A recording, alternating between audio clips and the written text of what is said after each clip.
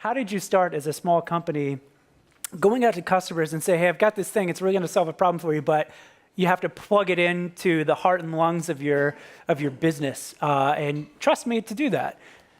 Yeah. Well, in hindsight, we did pick off a big challenge. This is a very complicated product to build compared to the previous experience of building a CRM application. There was a lot of complexities back then because the whole concept of SaaS was new, and there was no open source tools to actually figure out how to build in scalable systems. But the product itself was much simpler compared to what we did. And you're absolutely right. When we go in, it's got to integrate in an environment. And there's something to be said for the naiveness and optimism of entrepreneurs, right? If they had known how hard it was, who knows if we would have done it or not. But once you're in there, you got to make it work. And I would say the lesson for me in that dimension was probably a little different. It was having seen the success of Salesforce. I think there was a naive assumption in the early days that we would just take what we did at Salesforce and just do the same thing. It's another category, but just do the same thing, and it's all going to work out well.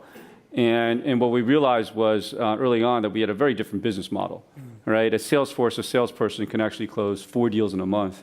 We're lucky if our sales reps close 1 or 2 deals a quarter, right? Luckily, though, our space and what we were tackling is there's an alignment between the complexities of what we do and how important it is.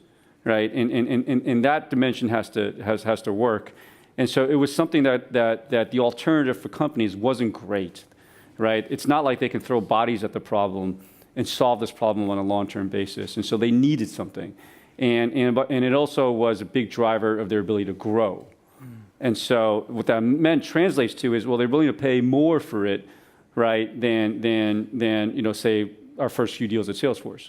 And so the combination of saying it's mission critical, but there's enough money into it, that's really what allowed us to have enough runway to build the right product and then build the right supporting infrastructure, how to make that product successful with our customers.